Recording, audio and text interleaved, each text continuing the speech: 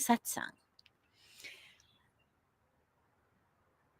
Coming together in this way is such a blessing and such a joy. And of course, I wait so eagerly for the days when we can all be physically together again, sitting on the banks of Mother Ganga, joining together there in our satsang. But until then, and it seems like those days are coming very, very soon by God's grace. Just got the news that India has removed all of the quarantine restrictions as of tomorrow, actually, as a happy Valentine's Day present to people who love India from all over the world. The quarantine restrictions have been removed, and even having to have a COVID test before you come to India has been removed, as long as you've been vaccinated. So you have a choice. Either you can give proof of vaccination or proof of being negative of COVID. So they've made it now easier and easier for people to come. So hopefully we'll be able to be together very soon in person on the banks of Mother Ganga. But until then, it's such a joy to be together with you all here in this way. And for those of you joining us on Instagram, there's a link to be able to come live via StreamYard. Since we're broadcasting live on YouTube, on Facebook, and on Instagram simultaneously, we realize the best way is to bring up people via StreamYard. So there's a StreamYard link that will get into the chat in Instagram right away. But also, if you lose it as the comments scroll, then you can just go onto my Facebook page or my YouTube, and there will be the link where the video is streaming live of how you can click and be able to come up live via StreamYard to ask your question. And we'll start with a question, as always, that has come in advance. And that question that we'll start with today is a question that asked, what is the greatest waste of human potential? And I loved that question because we worry so much about wasting our precious resources. We worry about wasting our money. We worry about wasting our time. We worry about wasting a beautiful sunny day. We worry about wasting so much. But how many of us really worry about wasting our potential as humans? The greatest waste of human potential is to not realize who you are. To go through your entire life thinking that you are just this constantly changing physical body, right? We're identified as the body from childhood. To go through your whole life thinking that you're just a body that keeps changing, or to think that you're just a career that keeps changing. So first you're a student, and then you're something low level in a career, and then you get higher. Or to think that you're just your bank account, how much money you're making, how much you can buy, how big your house is, what kind of car you drive. Or to think that who you are is your relationships. So many of us identify as only our relationships. Oh, I'm so-and-so's wife, or so-and-so's husband, or so-and-so's mother or father or daughter or son or friend We identify only as those. We identify as our careers, as our physical bodies. And on some level, it's beautiful. It's beautiful on the human level of knowing that, yeah, we're here to play a role, in God's divine drama, what we call the Leela, the divine Leela. And yeah, each of us plays a different role. And sometimes that role manifests through a career. Sometimes it manifests through a relationship. Sometimes it manifests through a particular talent or skill. But that's our role in this Leela. That's not actually the truth, the core of who we are, which is no roles, no dramas, that which was never born will never die. That soul, that spirit, that consciousness, love, truth, whatever we call it. But knowing that, living as that, recognizing that is the reason we're here. It's the reason, according to our beautiful scriptures, that we've been given a human birth. Because animals are wonderful, beautiful. In many ways, they act even better than we do as humans. And yet, what they don't have, it's believed, that humans do have, is that ability to be conscious of the self, to look at the self, and to say, this is me, this is not me. Niti, niti, not this, not that. Not my clothes, not my career, not my bank account, not my current emotional state. Niti, niti, not this, not this. And to ask ourselves, who am I? Who am I? It's believed that humans are the only species with that ability to uncover, to discover, to experience the truth of the self. So if we don't, I think that's the greatest waste of human potential, because that's what we're here for. And simultaneously, as we are asking, who am I? Who am I? And as we're experiencing this constant blossoming and unfolding and deepening of our awareness of the self, we also keep remembering, yeah, I've got a role to play in this Leela, in this drama. I've got my particular dharma to fulfill. And so not fulfilling our dharma is also a great waste of our precious lives, our precious time, our precious energies. But when we think about fulfilling our dharma, and what is that? So many people think, well, when I find out what my dharma is, it's going to be so glamorous. It's going to be so romantic. Everybody's going to love me. I'll become famous. But dharma is not always about that. In fact, usually dharma is not about that.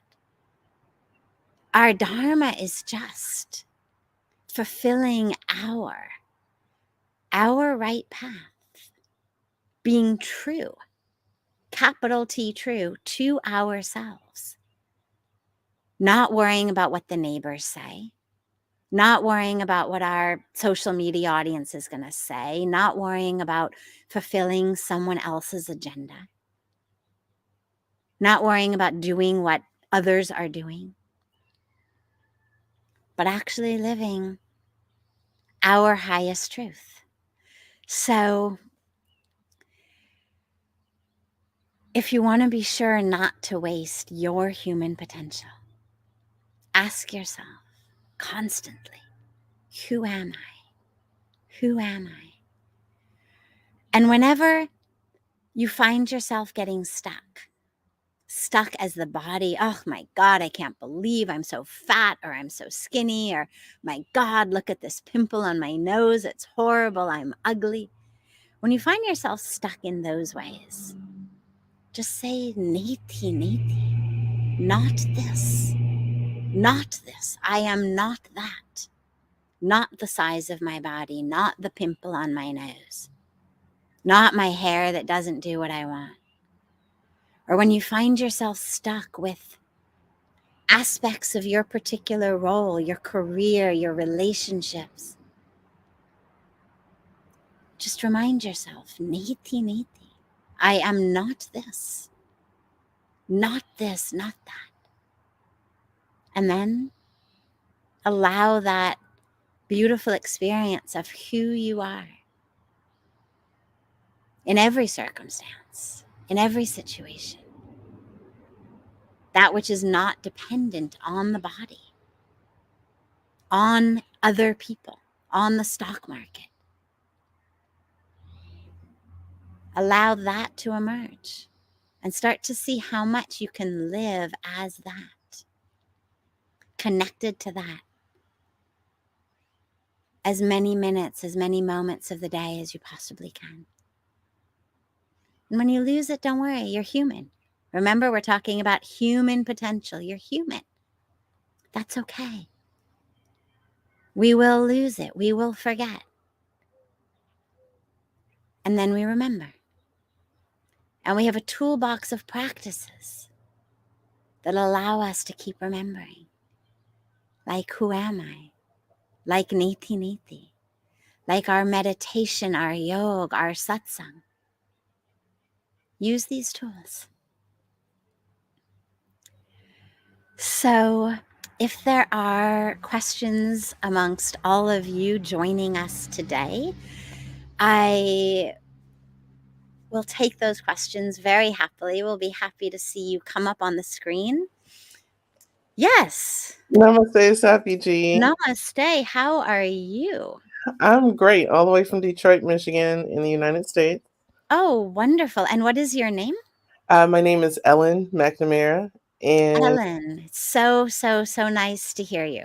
thank you so much. I just want to say thank you. I absolutely love your book. I have read it twice already, and it's wonderful and it's so inspiring. And thank you. My Thank you. Thank you. uh, I my wrote it for you. That's why I wrote it. You know, you really did. my life is in service and seva, and whether it's working for women and girls and children, or the sick, or the environment, or those who are struggling. You know, one of the things, sadly, that we misunderstand is that we seem to think that an empty stomach is of greater tragedy than an empty heart. And so many of us work for empty stomachs, as do we. And it's such a great blessing to be able to feed the poor, feed the hungry. And an empty heart is an equal tragedy. And so when I wrote Hollywood to the Himalayas, I wrote it as a way of service to those who are struggling, who are suffering, who are wondering when, if they will ever heal, when, if they'll ever be able to be transformed, to awaken, to experience grace and truth and love. And so, Ellen, I'm so glad that it's brought you that inspiration. And Yeah. thank you for sharing. And what is your question today? My question is, what is the most effective way to cultivate devotion for your Ishta-devata? Beautiful. So, in case your voice hasn't gone fully into Instagram, we hope that we've got all of the audio going great, but just in case, Ellen has asked, what is the best way to cultivate devotion for your Isht-devata? Now, for those of you who don't know what an Ishta-devata is, it basically means in the Hindu tradition, in this tradition of Sanatana Dharma, we believe that there are an infinite number of manifestations of the divine, because the universe, all of the universes, all of creation has been created not just by the creator, but of the creator.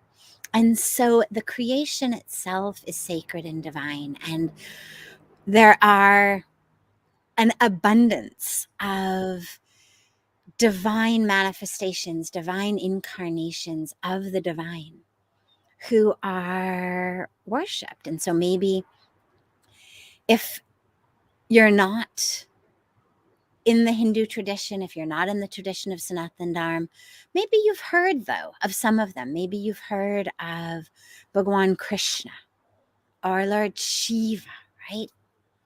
Bhagwan is the Sanskrit for, it means God, the divine. So sometimes we say Bhagwan Krishna, sometimes we say Lord Krishna, depending on, the language of the audience. But maybe you've heard of Krishna, of Shiva, of Ram, of Durga, of Kali, of Hanuman, of Ganesh, right? These are all divine manifestations, embodiments of the divine. And an Ishta-devata, though, is my particular form of the divine that is the dearest to my heart. And most of us have one. We love all forms of the divine. And there's one who is the dearest to our heart for a variety of reasons. And so for me, my Ishta-devata is Hanumanji, which I'll share that story another time. But for now, as Ellen has asked, the best way to cultivate devotion for the Ishta-devata, cultivating love, is the most beautiful and also sometimes the most complex and seemingly difficult aspect of a spiritual path, right? We're supposed to love God.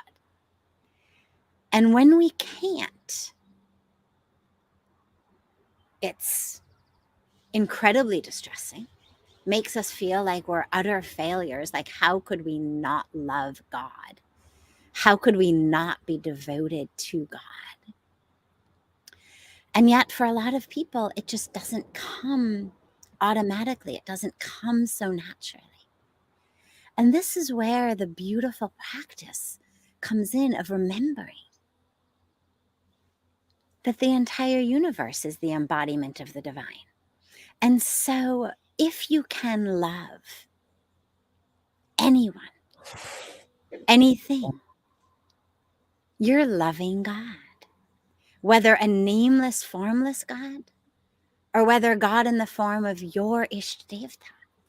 And so, for example, let's say your Ishta-devata is Krishna, known as the Lord of Love. Well, if when you sit down and you close your eyes and you open your eyes and you look at an image of Krishna, or you hold an image of Krishna in your mind, if that love and devotion doesn't flow, don't kill yourself. Don't hate yourself. Don't tell yourself that there's something wrong with you. Love manifests in us in so many different ways. And Krishna is everything. So if you can love your mother, your father, your child, your beloved, if you really love them, what you're loving in them is the divine, because their physical bodies keep changing. Their moods keep changing. Their actions keep changing. The package they are in keeps changing. The only thing that doesn't keep changing is the essence, the core, the spirit, the soul. And what is that?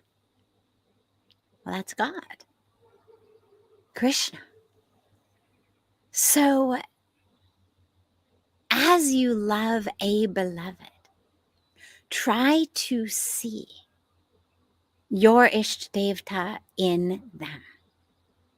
So, Ellen, who is your Ishta-devata? My guru, Paramahansa Yogananda. Beautiful, beautiful. Okay, so Ellen's Ishta-devata is her guru, Paramhans Yogananda. So, as you are looking in the eyes of your beloved, and again, whether it could be a parent, it could be a child, it could be a romantic beloved, see in that person the presence of your guru. As you walk through nature, as you behold sunrises, sunsets, the stars in the sky at night, the giant trees, the blossoming flowers, behold your guru in them. Because the guru is the divine. And the divine is manifest in every form. You know, in the Bhagavad Gita, Krishna says to us, whatever form the devotee worships me in, I appear to the devotee in that form. So whatever form you are seeing your guru in, that you are able to love your guru in, he will appear to you in that form. So to cultivate devotion is to realize that your guru permeates everything. So whatever you're loving, just realize you're loving your guru. Feel your guru. See your guru, hear your guru, and everything. Enjoying a chocolate ice cream cone? Wonderful. In that enjoyment, in that moment, can you feel the presence of your guru? Mm-hmm. Sitting out in the sunshine, feeling the beautiful rays of the sun warm you in the winter cold. Can you feel the presence of your guru? And as you do that, allow yourself to say thank you. And this is true for all of us, regardless of who our Ishta-devata may be, or even if we don't have an Ishta-devata. If we just connect with the divine in an all-pervasive, formless, nameless way, as we move through our lives, as you love anyone, everyone, as you experience joy, the ice cream cone, beautiful music, the smell of a flower, a sunrise, a sunset. Just say thank you. Thank you. Thank you to the divine. Thank you. Thank you for giving me this moment. And thank you for giving me the ability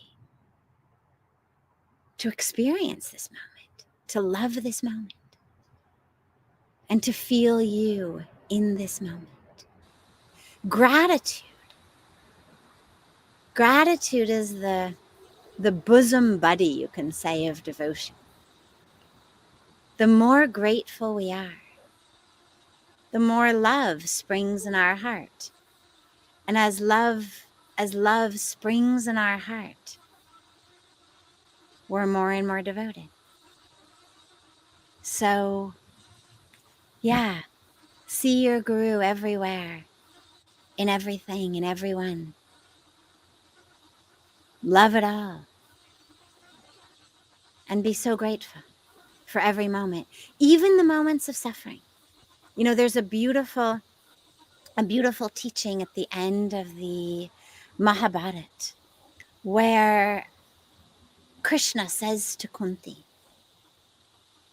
you've suffered so much. So much you've suffered. Kunti, of course, was the mother of the Pandavas. Said you've suffered so much, and throughout it all, you've stayed so devoted, so grounded, so anchored, so connected, so pious. Ask anything.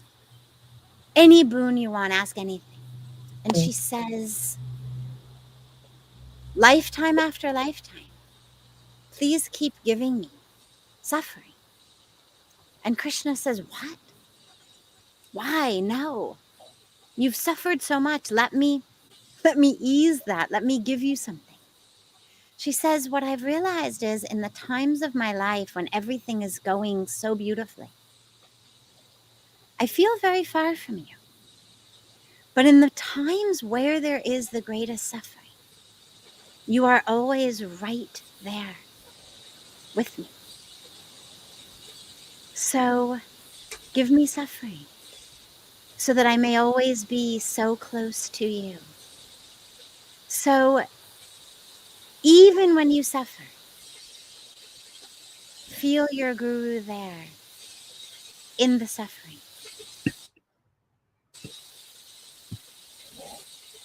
Jai Gange. Thank you, Ellen, for joining us. Thank you.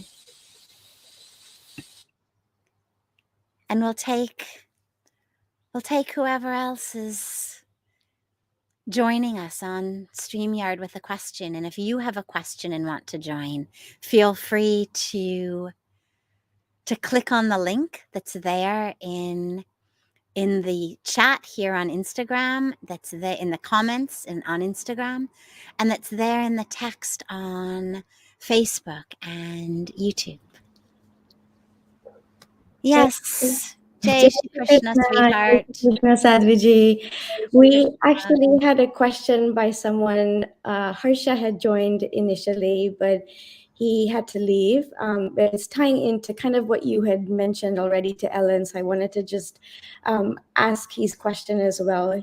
Harsha asked, when one is suffering from physical illness and pain, then how do we bring about thinking about truth and enlightenment? It is difficult to concentrate on anything else when pain is physically suffering. Beautiful. So Harsha asked, how do we focus on enlightenment in our spiritual practices when we are really experiencing physical pain and suffering? So it's a great question. And it's a practice. You know, when I first moved to Rishikesh, to Parmarth Niketan, it was very, very difficult for me to sit for long periods of time with my legs crossed. And of course, in India, you're sitting on the ground all the time with your legs crossed. And we still have these morning prayers at the ashram. And in the prayer, we all sit in the hall and chant and sing. And then there's a beautiful lecture. And sitting in that hall, most of the time I would, after, about 25, 30 minutes, change the cross of my legs. And then I would be okay. Maybe I would have to change it again toward the end. But if I could keep moving around, I was okay. But every once in a while, the hall would be so packed that you were literally like, anybody who's seen a crowded religious event in India knows how tightly packed people are. And there literally was no room to move your legs. There was no room to uncross your legs and recross them. Or also sometimes I developed this even as a meditative practice of just, I'm not going to move. And I would start an alarm for, 45 minutes, 60 minutes. And until that alarm goes, I will not move. I won't scratch an itch. I won't change the cross of my legs. I won't adjust anything. will not move. And what's amazing is, and of course, I realize, Harsha, in your question that you may be speaking about, probably you are, about pain on a much deeper level than the pain in my knee and my hip that I experienced. But the practice, I think can be the same. Because what I discovered was, as my knee started killing me and my hip was on fire, two things happened. One was the physical sensations, the actual pain of the body. The other was how the mind got engaged. And the mind starts saying, oh my God, I'm never going to walk again. I'm doing permanent damage to my body.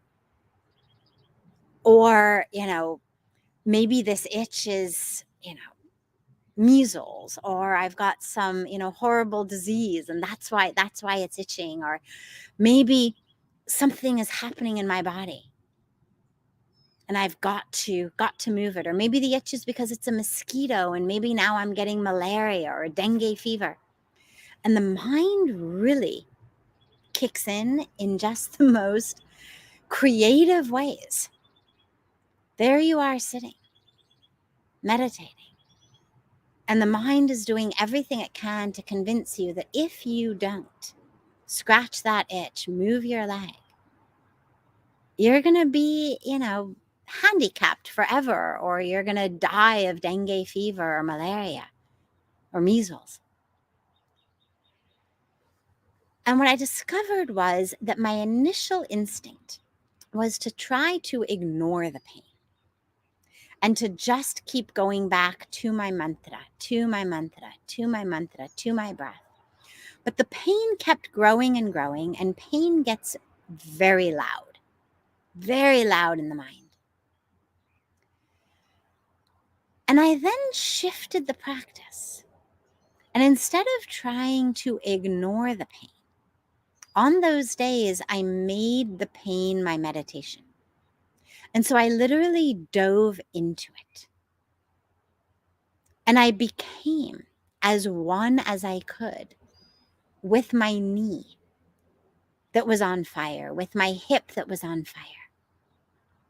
And what I discovered was that if I could do that, the games and the story in my mind quieted down. Because if you can really become one with the experience and just dive into full and complete awareness of that experience, so you're not pushing it away, you're not trying to run from it, you're not trying to distract yourself, you're not saying, I shouldn't be in pain, I do yoga for God's sakes, why are my knees hurting, why is my hip hurting?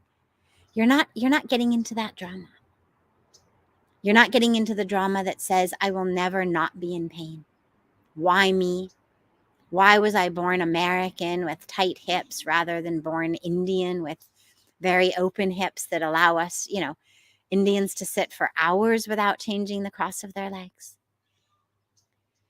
If instead of allowing the mind to go into its drama, I just dive into awareness of the physical sensation, it actually becomes a very interesting meditation. And the pain dissipates. That was for me such a surprise, was the more I dove into the pain, the more I fully opened myself to it, the less it hurt. And that's when I realized this distinction between pain and suffering. Pain is the physical experience.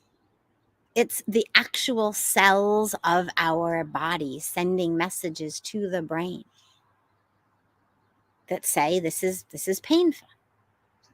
And it's good that we have them, because if we didn't have them, you would never take your hand off a hot stove, right? We just barely touch it, and immediately those sensory neurons are firing and straight into the spinal cord, so that then the motor neurons pull the hand off the stove before you burn it off. So it's good that we have these. But that's very different from suffering, which is the emotional drama and story.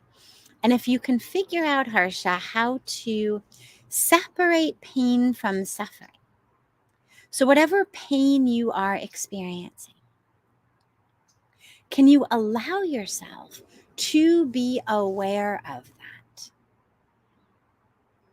Not to push it away, but to actually allow your awareness to be aware of that. But also, not to limit your awareness, because remember, in our meditative practices, you speak about enlightenment. Well, as we are practicing, moving on the path to enlightenment, it's a path of full awareness, complete awareness, expanded consciousness. So, yes, there is pain. And yes, you can experience it. Be fully aware of it. And yet, as that awareness expands, what you'll realize is that's not the only thing you're experiencing. So in my case, yes, my knee, my hip were killing me. And the singing was so beautiful.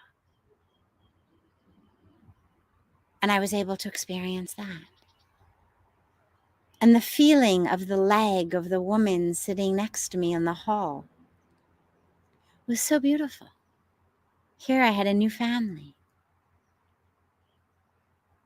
And the smell of the incense was so beautiful. And so when you actually allow yourself to experience the sensations that you are experiencing, two things happen. Number one, the pain itself, I found at least, it dissipates. And I've tried this with all sorts of other pain that I have experienced over the years. Don't push it away. Don't try to distract yourself. Allow yourself to experience it. But don't limit yourself. That pain is not the only thing you're experiencing. Surely you must be smelling something, hearing something, seeing something. And if not, then fill your world with other sensory experiences. Make sure that there is always beautiful music, beautiful chanting that you're listening to. Make sure there is always a smell, flowers, incense, whatever it may be. Make sure that you are able to see beauty so that that experience of the pain isn't your only experience. And it just becomes part of this moment, part of this perfect moment. And yeah, there is pain in the moment, but there doesn't have to be suffering in my mind. There is pain, and there is beautiful music, and there is pain, and there is the smell of a rose blossoming, and there is pain, and the sun is shining upon me and warming me, and there is pain, and I am looking in the eyes of my beloved. And just allow yourself to experience all of it. It's like in the ocean. Yeah, there's sharks.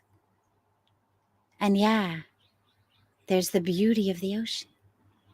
And yeah, there's sharks. And there's the beauty of the ocean. And in order to experience the beauty of the ocean, we don't have to pretend that there aren't sharks. But we also recognize that the presence of sharks is not the full and complete experience of the ocean. So allow yourself to experience all of it. And stay free of the drama around the pain. Don't allow the mind to tell you stories. And if it does, chant your mantra. Just keep the mind anchored and connected, not in its stories about what this pain means, what this pain is going to be like tomorrow or next week. You don't need a story about your pain. Experience it as an experience, free of the stories of the mind.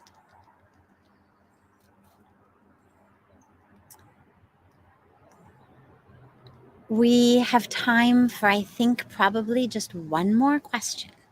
So if there are any other questions, any other people joining us? Yes, namaste. Yeah, pranam Sadhviji. Pranam. Yeah, so my question is regarding how to maintain my jap mala. So I've been doing mantra japa for quite some time, but I don't have a jap mala with me. I just use my finger points to do my jap because I don't know how to maintain one. So do I keep my jap mala in the puja room or can I wear it on my body? And being a brahmachari, can I wear my jap mala around my body 24 hours a day? So this is my question, Sadhviji. Beautiful. What is your name? My name is Prashant. Prashant. Wonderful. And Prashant, where are you calling in from today? I'm calling from Hong Kong. From Hong Kong. Beautiful. Yeah. So Prashant from Hong Kong, for those on Instagram, in case you weren't able to hear him, he asked how to maintain a jap mala, the strings of beads that we usually made from rudraksh, sometimes made from tulsi, that we use to chant our mantra on. It's like what people in other religions would call a rosary, but we call it a mala. And he said he's not sure how to maintain it. Can he wear it on his body? Does he keep it in the puja room? What to do with it? So remember, Prashant, that the point of japa, the point of our recitation of a mantra, is to connect us to God, to take us quite literally across this ocean. So we say this ocean of samsara, this ocean of existence, the world, this ocean of Maya, to take us across that into the truth, into that oneness with the divine. And for that reason, ultimately, ideally, you would chant your mantra as much during the day as you possibly can. So, yes, do it seated in your mandir, in your temple, at least one time a day, if not 2 or 3 times a day, in which your eyes are closed and you're sitting in whatever comfortable posture you sit in, and you are doing the movement of the mala with the fingers. But also, you should be chanting your mantra as much during the day as you possibly can. And that can be done with your mala. It also can be done without your mala. It depends really on what your days look like, where you move through your day. Sometimes I wear my mala with me. Sometimes I leave it in my puja room. It depends. It depends on where you're going to be going, what you're going to be doing. You definitely don't want to take it into the bathroom with you when you're going to the toilet. So there's places in which you wouldn't want to have your mala on your body. And so I'd say either way is fine. Either you can use it in the morning or the evening or both. Leave it in your home temple. Go on about your day, and then during the day when you're reciting your mantra, either do it on your fingers or no need to count also, just keep doing it. Alternatively, you can wear it on your body. Absolutely. Making sure, of course, that the body is clean. Making sure, of course, that you're not filling the body with contaminants. So, for example, I wouldn't wear it on the body if you're drinking alcohol or taking drugs. I would, not wear it on your body if you're not bathing, unless, you happen to be, for example, on a yatra to Mansarovar, for example, where facilities aren't there, but the air itself is a bath of purity. Other than that, as long as your body is clean as well as pure, wear it. Don't wear it and go watch pornography. Don't, see how you are living. And in fact, wearing the mala, much like putting on tilak, for example, is a beautiful way of ensuring that you live throughout your day in accordance with that spiritual practice. You're not going to put on tilak and then go and watch pornography. You're not going to put on tilak and then, go into McDonald's and get a hamburger. So having other additional ways to remind us throughout the day of our values, of our virtues, of our priorities, of our ethics, of our spirituality, of the fact that we're not just a physical body. We have a body, but we're not the body. We're the spirit, we're the soul. And just because the body has an urge or a hunger doesn't mean that we give into it at the time or in the way that the body may be sending us messages to do so. And having your mala on you, having a tilak on you, are beautiful ways of continuing to remind yourself, I'm a divine being. I'm not just a body, I'm a divine being. I am one with God. So in that way, wearing your mala, I would say, is actually a wonderful practice. Just, make sure that you take it off before you go in the bathroom and all of that. But otherwise, feel free to wear it on your body, as long as your intake on every level through all of your senses is sattvic. Okay. Thank you, Sadhviji. Of course. Absolutely. This has been such a beautiful time together. I love coming together with you, and I love these beautiful technologies that enable me to see your face as we talk. And we'll do this again next Sunday. So if you have questions that we didn't have a chance to take today, just hold on to them, or feel free to put them in the comments here on Facebook, on YouTube. Put them in the comments there. On Instagram, I'm going to be posting this as a video. It'll stay on Instagram, so you can put your questions there. And then next week, join us again, and have a beautiful, beautiful, beautiful week. And so much love to you all. And as I said, now that India's open, make your plans and come. Assuming, of course, that with your particular immune system, with your particular physical body, you feel safe traveling. If you do, come home. India's open. Parmarth Niketan is open. Ganga is always open. And we look so forward to having you with us there on the banks of Mother Ganga. And until then, we will continue being together in this beautiful way. Have a beautiful, beautiful week. And so much love to you all.